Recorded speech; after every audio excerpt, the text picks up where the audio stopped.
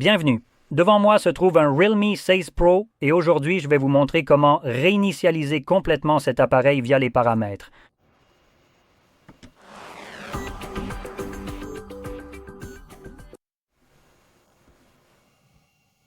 Tout d'abord, pour bien débuter cette procédure, vous devrez accéder directement au menu des paramètres de votre appareil. Nous pouvons simplement ignorer cette étape pour le moment. Revenons en arrière. Voilà. Et ici, faites défiler tout en bas de la page où vous trouverez Système et mise à jour. Avant de commencer la réinitialisation proprement dite, je vais parler de la sauvegarde de votre appareil. Si la sauvegarde de votre téléphone ne vous intéresse pas, peut-être l'avez-vous déjà faite ou ce n'est tout simplement pas quelque chose qui vous préoccupe. Vous pouvez passer cette partie, mais je vais expliquer comment nous pouvons sauvegarder de plusieurs façons différentes et aussi laquelle est la meilleure. Alors allons-y. Donc, juste ici, nous avons sauvegarde et réinitialisation. Et nous avons l'option de sauvegarder et de migrer ce morceau de... peu importe ce que c'était. Donc ici, vous pouvez voir une façon est le clonage du téléphone, c'est le processus de migration, et la seconde est une sauvegarde locale. La sauvegarde locale se ferait sur votre appareil. Mais ensuite, vous pouvez la déplacer de votre appareil vers, je ne sais pas, un stockage externe ou votre ordinateur, où vous voulez maintenant. Ces deux options sont très bien, même si, je crois, elles vous enfermeront dans l'écosystème OnePlus, Oppo, Realme ou Vivo. J'ai cité les quatre simplement parce qu'ils appartiennent tous à une grande société mère et que ces options sont interchangeables. Même s'il s'agit techniquement de marques différentes, elles utilisent toute la même application de clonage de téléphone et elles communiquent toutes entre elles en gros. C'est comme si vous aviez Toyota et Lexus, c'est toujours le même genre de choses. Maintenant, une autre façon de sauvegarder votre appareil que je ne recommande pas, c'est Google, mais pour les personnes qui n'ont pas vraiment d'autres options ou qui ne veulent pas explorer les autres, il y a Google. Et je tiens à vous avertir, lorsque vous créez une sauvegarde sur Google, c'est en gros donner toutes vos données au cloud pour que Google puisse les monétiser simplement en tant que sauvegarde. C'est déjà une mauvaise idée à mon avis, et en plus de ça, le processus de sauvegarde est assez limité. Par exemple, si vous prévoyez de sauvegarder les photos et vidéos que vous stockez sur votre téléphone. Si cela dépasse 15 gigaoctets, tant pis pour vous. Google ne gérera que 15 gigas. Après ça, tout ce qui reste, c'est à vous de vous en occuper. Car le niveau gratuit de votre compte Google n'offre que 15 gigaoctets de stockage. Vous pouvez en acheter plus, mais sinon, vous êtes simplement limité à 15. Pour ça, Google est vraiment nul. En ce qui concerne les applications, il ne les sauvegarde même pas, même s'il prétend le faire. Ce qu'il fait, c'est essentiellement se laisser une petite note pour dire « Hey, tu sais quoi, ce téléphone avait auparavant telle ou telle application. » Disons que c'était Netflix, par exemple. Donc, lorsque la sauvegarde est restaurée sur, je ne sais pas, un autre appareil, à chaque fois qu'elle est restaurée, il va retélécharger cette application depuis le Play Store, puisque c'est de là que l'application provient, donc vous devriez la récupérer à nouveau. Mais si, par exemple, cette application ne vient pas du Play Store, Google s'arrête et fait en gros « Wow ». Cette application ne vient pas du Play Store, donc ce n'est pas notre problème. Tu te débrouilles avec ça tout seul. Ce ne sont pas nos circuits, pas nos singes. Donc, de cette façon, c'est plutôt nul. Et en plus, même si elle vient du Play Store, et imaginons que Netflix fasse faillite et retire l'application du Play Store, ou peut-être qu'ils enfreignent une loi ou pour une autre raison et que Google décide de retirer l'application du Play Store.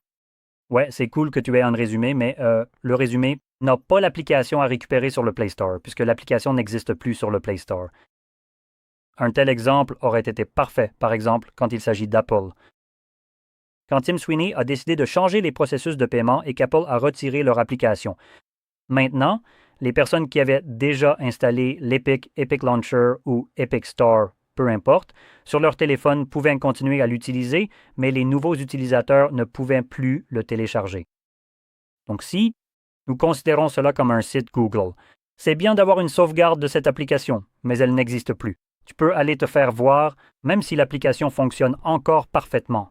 Si elle est sur votre téléphone et peut encore se connecter, vous ne pouvez plus vraiment l'obtenir depuis le Play Store. Donc, encore une fois, comme sauvegarde, c'est absolument nul. Et à part ça, les contacts, les messages, les journaux, tout ça est en gros synchronisé sur le cloud. Si vous utilisez leurs applications pour cela, comme Google Photos ou Contact par Google, etc. Donc, encore une fois, cela peut être facilement importé, mais en gros, ça se retrouve aussi dans le cloud, ce qui signifie que Google y a maintenant accès à des fins de monétisation. Donc, encore une fois, c'est un peu pourri maintenant. Revenons à l'application de vélo et migrons ici ou vers l'application de clonage de téléphone. Ou, en faisant cela, vous pouvez utiliser ce genre d'application de clonage de téléphone pour migrer les données de cet appareil vers un autre. Si cet appareil est un Oppo, Realme, Vivo ou OnePlus, n'importe lequel de ceux-ci vous permettra d'utiliser cette application spécifique. Elle est également visible sur votre écran d'accueil dans la section Outils. Voilà, elle est juste ici, vous pouvez faire ça. Mais si vous avez un appareil d'une autre marque et que vous essayez de migrer ces données vers un autre appareil d'une marque différente, vous ne pourrez pas utiliser cette application. À la place, vous devrez télécharger sur cet appareil l'application du téléphone de l'autre marque. Donc, par exemple, Samsung utilise Smart Switch. Vous pouvez le télécharger depuis le Play Store ici. Et ensuite, utiliser Smart Switch pour connecter ces deux appareils entre eux.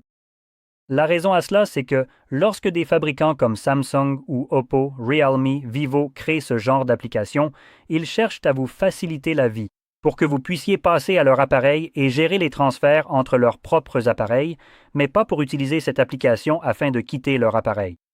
Ce n'est pas avantageux pour eux, c'est pourquoi cela ne fonctionne que dans un seul sens.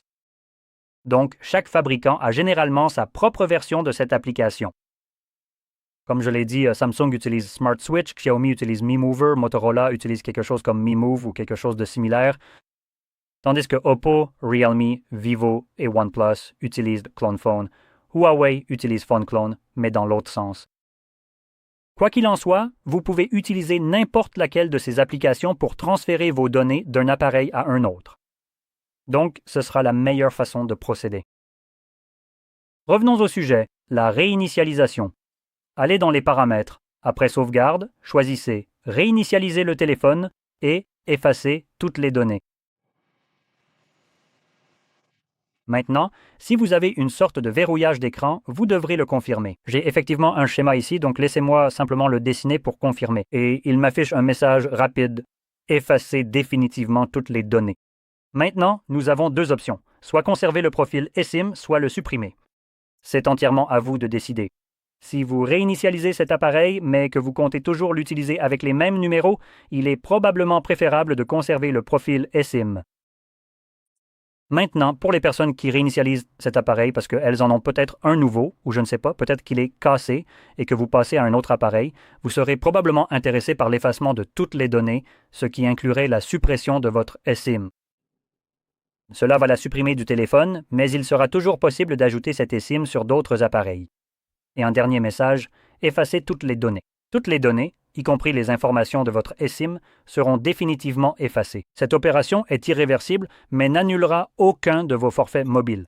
Je vais cliquer sur Effacer puisque notre appareil est déjà sauvegardé, et cela va lancer la réinitialisation de l'appareil. Ce processus prendra probablement 1 à 2 minutes pour se terminer, et une fois terminé, l'écran de configuration s'affichera.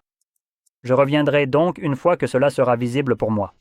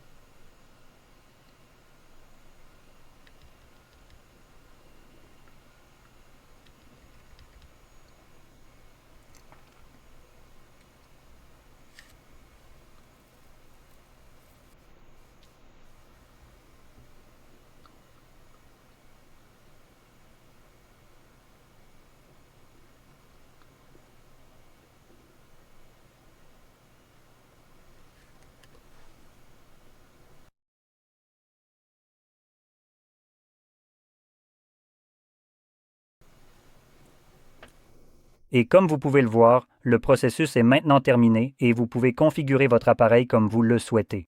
Donc, si vous avez trouvé cela très utile, n'oubliez pas de mettre un j'aime, de vous abonner et merci d'avoir regardé.